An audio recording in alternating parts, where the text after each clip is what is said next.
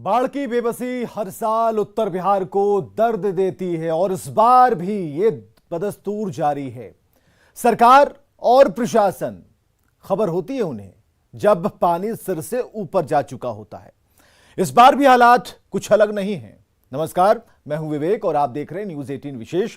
बार बार बाढ़, कुछ तो करो सरकार।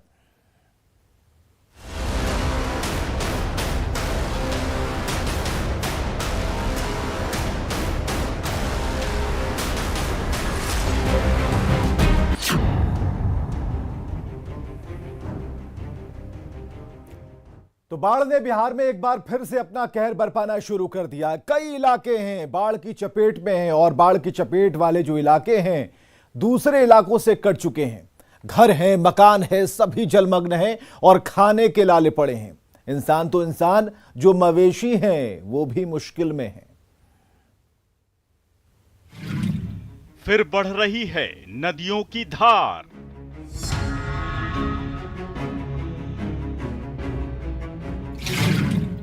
थमने लगी जिंदगी की रफ्तार।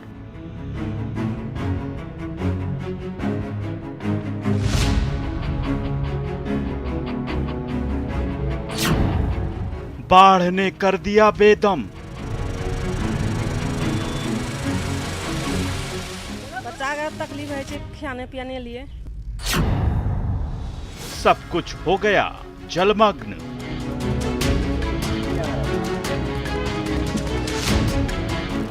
तो ये बर्बाद हो गया, वो सब चले गया। रो रहे घर वाले।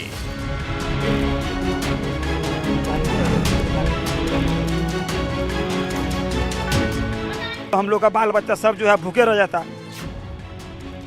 इंसान तो इंसान, पशुओं का भी जीना मुहाल।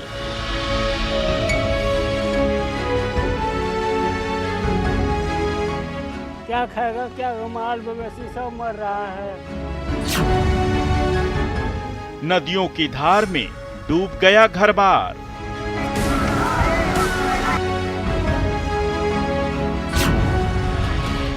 अब बस एक ही है गुहार।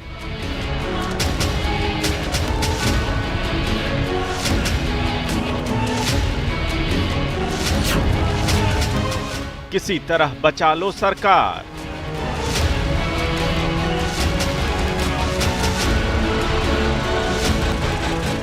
उत्तर बिहार में आफत की आहट हो चुकी है। नदियां उफान पर हैं। नेपाल में बारिश ने उत्तर बिहार की धड़कनें बढ़ा दी हैं। नदियों का जलस्तर लगातार बढ़ता ही जा रहा है। स्थिति विकराल होती जा रही है। हर तरफ पानी ही पानी है। नदियां खतरे के निशान को पार करने पर आमादा हैं।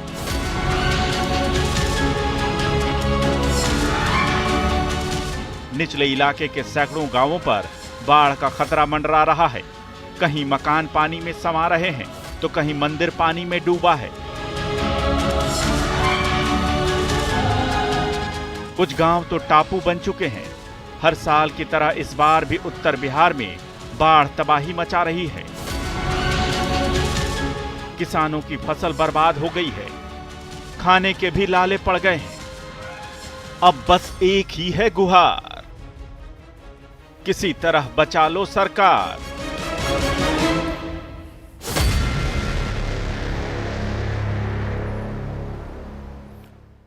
तो बाढ़ ने पूरे उत्तर बिहार को एक बार फिर बेबस कर दिया है। कई जिले नदियों के रौद्र रूप से परेशान हैं और खासकर जो अररिया है, बुरा हाल है। वहां परमान नदी के पानी ने परेशानियां इस कदर बढ़ा दी हैं कि खाने के लाले पड़ गए हैं। जिला समाहरणालय से महज कुछ ही किलोमीटर दूर मदनपुर पंचायत का हाल बेहाल है। किसानों की फसल डूब चुकी है।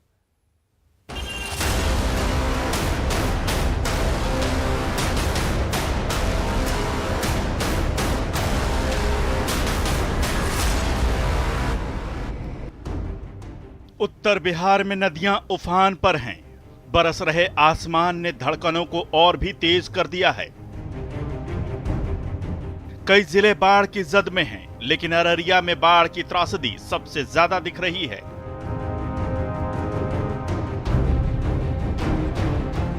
लोग किसी तरह अपना जीवन यापन कर रहे हैं। परमान नदी में आई बाढ़ ने लोगों को बेदम कर दिया है।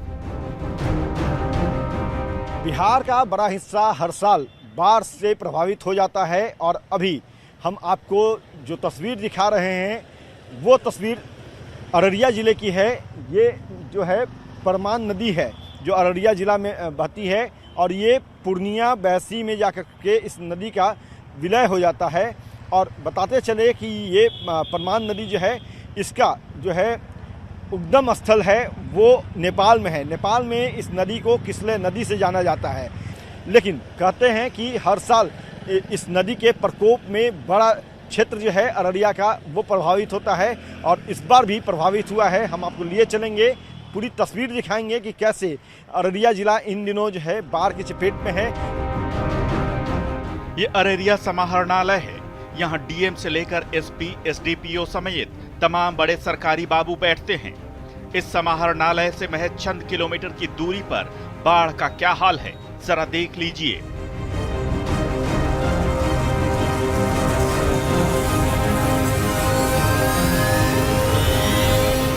परमान नदी के पानी ने लोगों की परेशानी को इस कदर बढ़ा दिया है कि खाने के भी लाले पड़ गए हैं।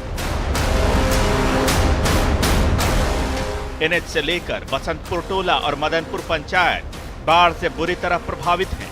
यह है मदनपुर पंचायत की तस्वीरें। बाढ़ की त्रासदी के कारण यहां रहने वाले लोग 2 वक्त की रोटी को लेकर भी परेशान हैं। खाने पीने की चीजों की समस्या हो गई है। बड़े तो किसी तरह अपने पेट की आग शांत कर ले रहे हैं, लेकिन बच्चे भूख नहीं झेल पा रहे। तो हम लोग को रोड पर आने का कोई साधन नहीं है सर। तो हम लोग को साधन जो है कम से कम फिलहाल नाव, उसके बाद तो रोड तो बनाना ही बनाना पड़ेगा। क्या हम लोग का कोई मतलब रोड पर आने के लिए कोई साधन नहीं है। अभी कुछ हो भी जाएगा तो इतना दिक्कत है, दूसरे आदमी से हम लोग नाव मांग करके तब अभी जो है रोड पर आते हैं, उसके बाद तब जाते हैं मार्केट मतलब सामान लाने के लिए। नहीं, अगर नहीं वो आदमी देता नाव सर तो हम लोग का बाल बच्चा सब जो है भूखे रह जाता। नहीं मार्केट जाएंगे तो सामान कैसे आएगा। तो आप चाहते हैं सरकार से कि नाव कम से कम उसका कम से कम, हाँ सर, कम से कम नाव जो है हम लोग को दिया जाए और उसके बाद रोड तो देना ही देना है। रोड नहीं देगा तो फिर हम लोग जो है मेन रोड पर कैसे आएंगे गांव से। नहीं, तो पानी उतरेगा तब रोड बनेगा। फिलहाल नाव चाहिए। फिलहाल नाव चाहिए सर। हाँ, लाइफ लाइन नाव ही है अब यहाँ पे। जी जी जी, हाँ नाव चाहिए। खाना पीना के लिए क्या करेंगे, चौ तरफ पानी ही पानी है तो खाना वहाँ कहाँ मिलेगा। कौन देखने वाला है यहाँ?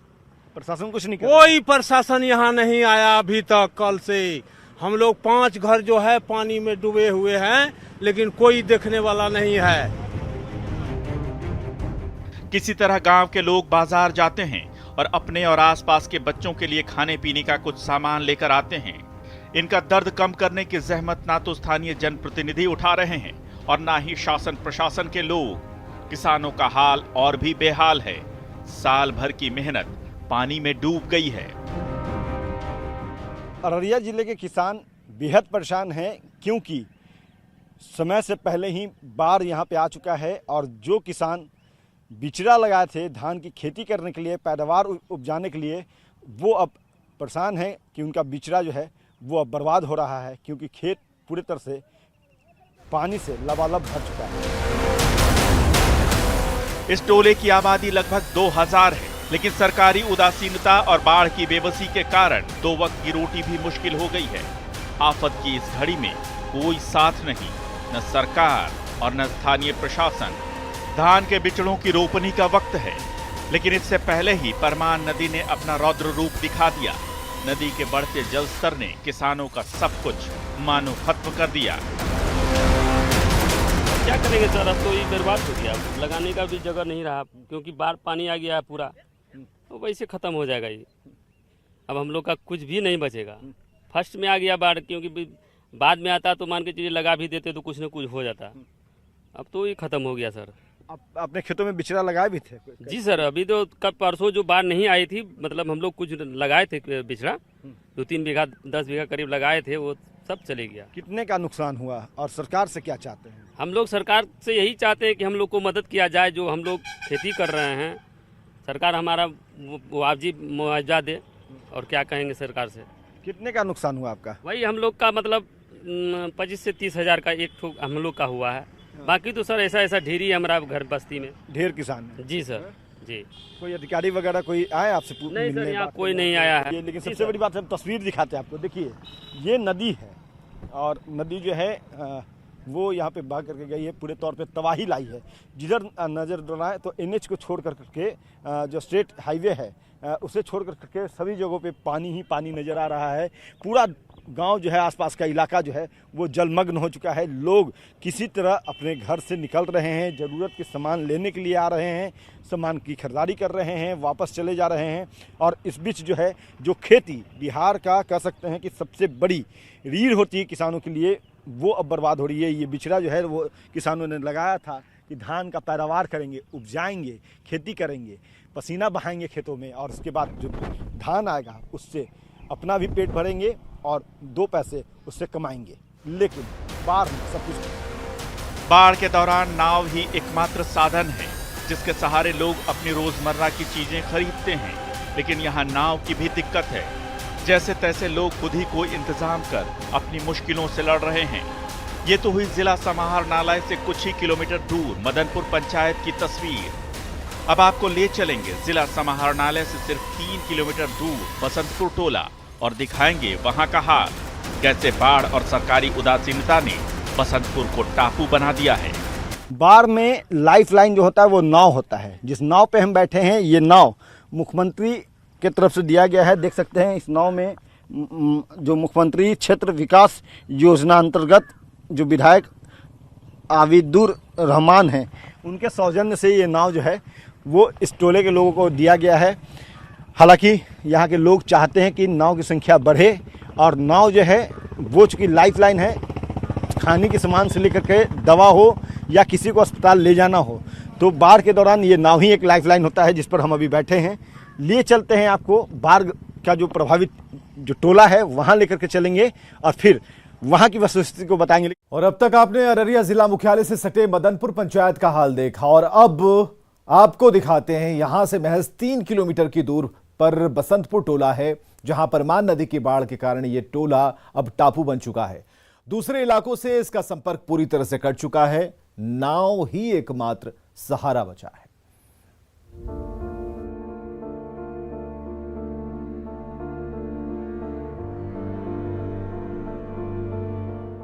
पूरा इलाका जलमग्न हो चुका है। खेत खलिहान, सड़क, मैदान सब के सब परमान नदी के पानी में समा चुके हैं। मदनपुर से आगे बढ़ते ही हमें परमान नदी का खतरनाक रूप नजर आने लगा। हर तरफ पानी ही पानी है। नाव ही एकमात्र जरिया है। बिना नाव यहां एक कदम भी चलना मुमकिन नहीं। इसी नाव के सहारे खाने पीने का सामान और दूसरी जरूरत की चीजें मयस्सर हो पाती हैं, वरना इस मुश्किल वक्त में 2 जून की रोटी भी मुमकिन नहीं। कुछ लोग इसी नाव से अपने पशुओं के लिए चारा लेकर जाते हैं ताकि वो जिंदा रह सकें। ये कहाँ ले जा रहे हैं बाबू आप? क्या नाम है? बकरी को खिलाने के लिए। क्या नाम है आपका? पप्पू चौधरी। कितना बकरी है आपके पास? 2 बकरी है। 2 बकरी है जी। बाढ़ में ही वो फंसा हुआ है तो उसे लेकर सुरक्षित स्थान पर क्यों नहीं आया आप? अभी तो थोड़ा सा सुरक्षित है, थोड़ा सा और बढ़ेगा तब तो उसके बाद हम लोग को इतना ही क्षति होता है कि और मत पूछिए। और चलने बुलने का भी रास्ता नहीं है गाँव का। और यहाँ नाव जरूरी चीज़ है। फिर हम लोग को चलने का कोई उपाय नहीं है और हम लोग बड़ी मुश्किल से चलते हैं। हमारा घर कुस्कीपुर है, खेती बाड़ी यही है हमारा। और कितना खेती बाड़ी है आपका? हमको 25-30 बीघा जमीन है यहाँ। तो सब बह गया, डूब गया? सब सारा डूब के साफ हो गया। मर्चेंट था उसको भी डूब के बच सका। नुकसान कितने का हुआ आपको? 300 बीघा साफ है। नहीं, नुकसान 1000 लाख कितने में? कम से कम 10 लाख का नुकसान। ये बताइए कि आप ये जो नाव खेप रहे हैं मुफ्त में खेपते हैं, लोगों को ले जाते हैं या पैसा लेते हैं? नहीं, मुफ्त में। मुफ्त में जी। तो बाहर तो लंबा समय तक रहेगा? हाँ, लंबा समय तो रहेगा। पहुँचाते हैं, लाते हैं। हाँ। कितने लोगों को डेली ले जाते हैं, पहुँचाते हैं? लगभग यहाँ से 30-35 आदमी डेली जाता है शाम में काम, सुबह से काम करने के लिए। हाँ। फिर शाम में आता है। मतलब 2 बार आप नाव फ्री में चलाते हैं? हाँ, हाँ, सेवा करते हैं। अब महिलाओं को सब मैदान उदान करने के लिए ले जाते हैं। अच्छा, और उनको अगर दवा की जरूरत है, खाना बनाने की जरूरत है? बसंतपुर टोला से दूसरे इलाकों तक जाने के लिए यही एकमात्र नाव ही सहारा है। गुड्डू कुमार शर्मा दिन भर लोगों को बसंतपुर से लाते और ले जाते हैं और इसके लिए वो किसी से पैसे भी नहीं लेते। जैसे ही हम बसंतपुर पहुंचे, वहां का हाल देखकर हमें समझ में आ गया कि आखिर ये जगह टापू क्यों बन गया है और बाढ़ ने किस कदर यहाँ लोगों की मुश्किलें बढ़ा दी हैं। स्थानीय प्रशासन की तरफ से ना तो नाव का इंतजाम किया गया है और ना ही कोई और सहायता दी गई है। कैसे नावे का सहारे चलेगा और यहाँ तो कोई व्यवस्था है नहीं, तो जिसे जीना है तो इसे जीना ही होगा। हम लोग को लिए कोई देखने वाला नहीं है। सरकार तो कहती है कि आपदा में सबसे बड़ा अधिकार जो है वो राजकीय कोष पर आपदा जो प्रभावित लोग हैं उनका होता है, तो क्या कुछ नहीं मिल रहा है? अभी तक तो कोई निकलने का हम लोग को कोई साधन नहीं दिया है। नाव से आते हैं, नाव से जाते हैं, साधन तो कोनो नहीं है, कुछ नहीं मिल रहा है। कुछ नहीं पीने के लिए कोई सामान नहीं, कोई सामान नहीं। जब न्यूज 18 की टीम ने इन लोगों से बात की तो इनका दर्द छलक पड़ा। न तो यहाँ कोई इंतजाम है और न ही कोई दूसरी सुविधा। खाने पीने की चीजों की भी परेशानी है, पशुओं के लिए चारा तक उपलब्ध नहीं। बाहर का पानी भरे घुसा हुआ है, तो क्या मिलेगा? गरीब गुरबा को देखिए कि खाने पीने बाजार जाने आने का साधन नहीं है, क्या खाएगा, क्या माल मवेशी सब। बच्चों को कैसे खिला रही हैं? बच्चा का तकलीफ है खाने पियाने लिए, की करबे? बारवा में बाजार हाट जेबे न करे छी, साधने न छी। घर में रहे छिए या निकले बकरी पटुआ सब चीज अंगने डेरे में रखे छिए, पानी ढुकलो छै, की करबे? तकलीफ है छी की सब अनाज गल गया है, पानी में भीग गया सब। हाँ, सब भीज गया की सब सारा अनाज डूब गया है पानी में और अब खाने के लिए कुछ नहीं है। खाने के लिए जो है वो बाजार जाना पड़ रहा है, जाने के लिए नाव नहीं है। नाव एक नाव जो जिस नाव के सहारे हम यहाँ तक पहुँचे हैं बसंतपुर। एक तरफ बाढ़ की त्रासदी तो दूसरी तरफ सरकारी उदासीनता ने लोगों की परेशानी बढ़ा दी है। जिंदा रहने की कौन कहे, मरने के बाद भी लाशों का अंतिम संस्कार मुश्किल हो गया है। जीवन प्रभावित है, लोग रोजमर्रा के चीजों को पाने के लिए जद्दोजहद कर रहे हैं। वहीं एक तस्वीर ये भी है, ये देखिए हमारे सामने वो शब्दागिरी है जहाँ पे अंत्येष्टि होती है, लेकिन वो भी पूरी तरह से कह सकते हैं कि बाढ़ के चपेट में आ चुका है। लोग अंत्येष्टि करने के लिए भी जगह जो है, बाढ़ की बेबसी ऐसी है कि लोग उस जगह पर जाकर भी शरण लेने में गुरेज नहीं कर रहे जिस जगह का इस्तेमाल कभी कचरा प्रबंधन के लिए किया जाता था। अररिया में आई बाढ़ का जो असर है वो लोगों के जनजीवन पे पड़ा है, जो हमने लगातार दिखाया है। देखिए ये पूरी तौर से जो टोला है वो जलमग्न हो चुका है। कोई ऐसा घर नहीं जहाँ पे लोग रह सके, चूँकि सभी जगहों पे पानी जो है वो पूरे तौर पे भर चुका है। और ऐसे में लोग जो हैं स्वतः यहाँ पे शरण लिए हैं। देखिए लोगों ने अपना जीवन यापन करने के लिए खुद ही यहाँ पे एक व्यवस्था इन्होंने की है। शेड है ऊपर और संभवतः ये क्या है ये सतीश जी? ये नगर परिषद द्वारा कचरा निस्तारण के लिए बनाया गया था। लाखों रुपए की राशि से कि जो कचरा है सूखा और गीला कचरा को अलग करके जो है कचरा प्रबंधन किया जाए, लेकिन वो तो चालू नहीं हो सका। अब उसका यूज जो है ये लोग बाढ़ चलिए सब में रहते हैं, क्या करेंगे मालिक? पानी घुस गया तो कहाँ जाएंगे?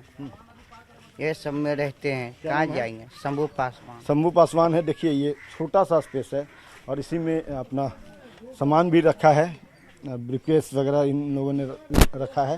कुछ जो सामान है इनमें जो पानी में ना भीगे, इस कारण से ये देखिए चूल्हा और मंदिर भी इन्होंने अपने साथ लाया है। देखिए ये आस्था है, आस्था जो है वो किस तरह से दिख रही है। मंदिर भी साथ लाया है। घर में पानी है और पानी पीते हैं। चूल्हे में जब आग धधकती है तो उस पर 2 रोटी वो सेक लेते हैं। हम लोग घर छोड़कर इसी जगह रहे, घर छोड़कर इसी जगह आए। अभी तालुक कोई भेंट करने के लिए नहीं आया है कि क्या हो रहा क्या नहीं हो रहा। हाँ, आप कुछ बता रही थी, क्या नाम आपका? पानी बहुत दिन से रहते, कोई देखने नहीं आता है जी। गरीब सब क्या खाता है नहीं पीता है, बार बार पानी आता है। गरीब को देखने वाला को है नहीं है, कोई नहीं आ रहा है देखने। नहीं आता है। बच्चों को पेट कैसे भर रही है? अपना पेट कैसे भर अपना कमा के भरते हैं, वो तो जाते हैं काम करने। बाढ़ की मार झेल रहे लोगों की समस्या आखिर कब खत्म होगी? कब इन लोगों को सरकार और प्रशासन की तरफ से मदद और राहत मिलेगी? जब न्यूज 18 की टीम ने अररिया के जिलाधिकारी से बात कर जानकारी लेनी चाहिए, तब डीएम ने अपना पक्ष रखना शायद उचित नहीं समझा और ना ही वो अपने कार्यालय में नजर आए। देखना होगा कि राजधानी में बैठे आपदा विभाग के मंत्री से लेकर बड़े बाबुओं तक कब इनका दर्द पहुंच पाता है। सहयोगी सतीश के साथ अररिया से अमित कुमार की रिपोर्ट।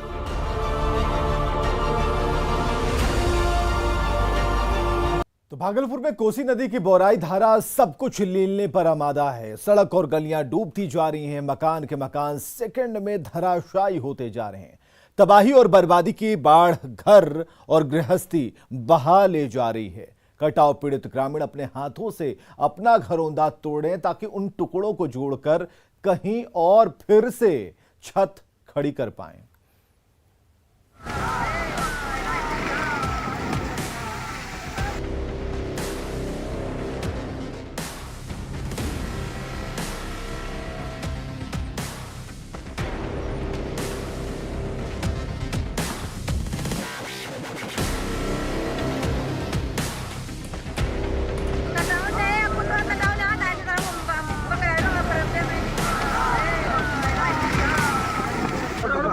ईंट के टुकड़े गिरे, कुछ और टुकड़ों की बारिश हुई, सीमेंट की पिलर हिली, फिर तो उस पिलर पर खड़ी पूरी की पूरी छत और इमारत ही टुकड़े टुकड़े होकर कोसी नदी की धारा में विलीन हो गई।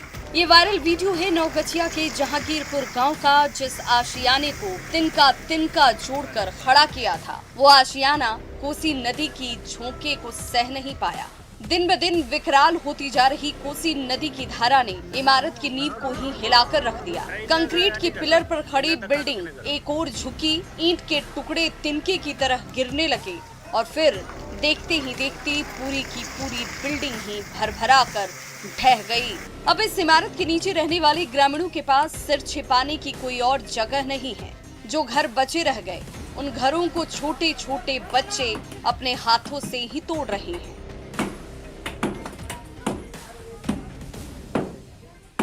क्या हो गया? कट रहा है। कट रहा है? हाँ।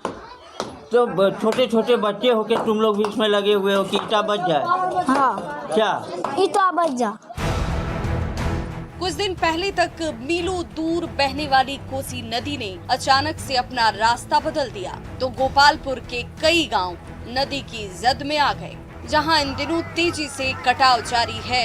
एक के बाद एक पक्के मकान दरकते जा रहे हैं। कोसी नदी के रौद्र रूप से परेशान कटाव पीड़ित ग्रामीण अपने हाथों से अपने आशियाने को एक एक ईंट अलग कर रहे हैं ताकि इन ईंटों को फिर से जोड़कर कहीं दूर नया घरौंदा खड़ा किया जा सके।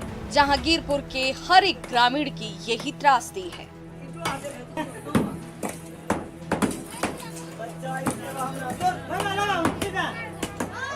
कहाँ जाएगा ये ईटा? चल जाएगा, इसीलिए बचा रहे हो उसको। हाँ। क्या नाम हुआ? सालन। आप देख सकते हैं कि बच्चे भी जो है इस काम में लगे हुए हैं और लगातार जो है घर तोड़ने का काम किया जा रहा है। कोसी नदी के बाढ़ और कटाव से परेशान ग्रामीण अपने घर पर ही हथौड़ा चलाने को मजबूर हो गए हैं, क्योंकि जल्द से जल्द आशियाने के टुकड़े टुकड़े नहीं किए गए तो विकराल होती कोसी नदी उनके आशियाने को ही अपनी आगोश में ले लेगी। आशीष रंजन, न्यूज़ 18 भागलपुर। तो न्यूज़ 18 विशेष में आज के लिए बस इतना ही। कल फिर होंगे हाजिर एक और मुद्दे के साथ। तब तक बने रहिए हमारे साथ और देखते रहिए न्यूज़ 18 बिहार झारखंड।